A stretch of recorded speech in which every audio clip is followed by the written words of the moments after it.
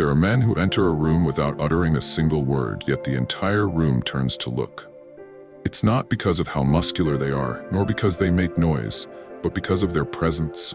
And presence isn't something handed down to you. It's something you carve out, in silence, through pain, and with restraint.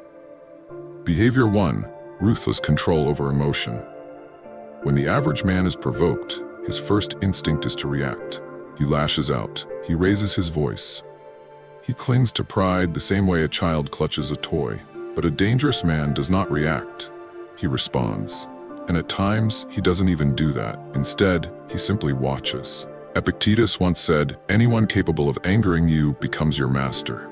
To hold firm when insulted, to remain unmoved while being tested. This shows that no one owns you. And that is a dangerous truth. The man who doesn't flinch under pressure, who doesn't run after validation or seek revenge, causes others to second-guess themselves. He creates silence without needing to speak. Because people tend to fear what they can't anticipate. And there is no one harder to anticipate than the man who has mastered his inner flame. Behavior 2. Absolute indifference toward opinion. This second trait is even more uncommon. You don't feel the need to justify yourself. You don't wait for permission. You walk along your path without needing claps or cheers. That unnerves people. Marcus Aurelius once summed it up. "It never ceases to amaze me. We all love ourselves more than other people, yet we care more about their opinion than our own." The moment we stop performing for applause, when praise no longer seduces us and criticism no longer wounds us, we become unreachable. And those who cannot be reached are feared. You don't have to act cruel. You don't have to raise your voice. But when your actions stem from reason rather than ego, when your silence is intentional, not forced, you earn a reputation no facade of bravado could ever buy. The reputation of danger. Not because you wish harm upon others, but because if ever you did decide to cause it, nothing would stand in your way. So we move forward, not to intimidate, but to become immovable, to train the mind not to tremble, to speak less and perceive more, to become a storm in disguise as calm, because that is what real danger looks like.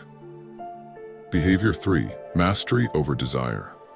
A man becomes truly dangerous the moment his decisions are no longer driven by desire, neither for lust, nor for wealth, nor even for attention.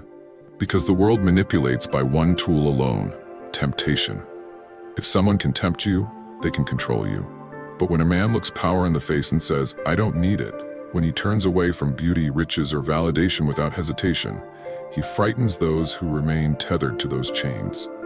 Seneca once warned, "It is not the man who has too little, but the one who craves more, who is poor." The moment we begin to train ourselves to want less, we begin to fear nothing. You cannot tempt a man who finds peace in silence. You cannot buy off a man who's already rich in stillness. And you cannot break a man who does not cling to anything. This form of self-denial is not weakness. It is a quiet message to the world. You hold no power over me. And that, without question, is the most dangerous stance a man can take. Behavior 4. Emotional silence amid chaos. A truly dangerous man doesn't raise his voice. He doesn't twitch when insulted. He doesn't react when provoked, because he understands something the world secretly fears. Stillness is power. Marcus Aurelius once wrote, "The nearer a man comes to a calm mind, the closer he is to strength." When the world erupts, we remain composed. When they try to provoke rage, we respond with silence. Not because we are weak, but because we've already conquered the war inside. The world is loud. It is impulsive, chaotic, emotional. So when you move through it with measured steps and eyes that say, "I notice more than I speak," people feel your presence like a storm waiting to unfold. The man who controls his fury, who picks his battles carefully, who knows when to strike and when to walk away. That man is feared not for his violence, but for his unreadable nature. He understands fully what Epictetus meant by saying, "Any person capable of angering you becomes your master."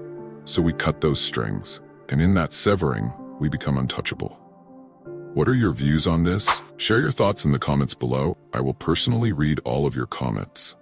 And if you seriously want to level up in life, don't forget to show some love by hitting the like and subscribe button. Stay strong. Until next time.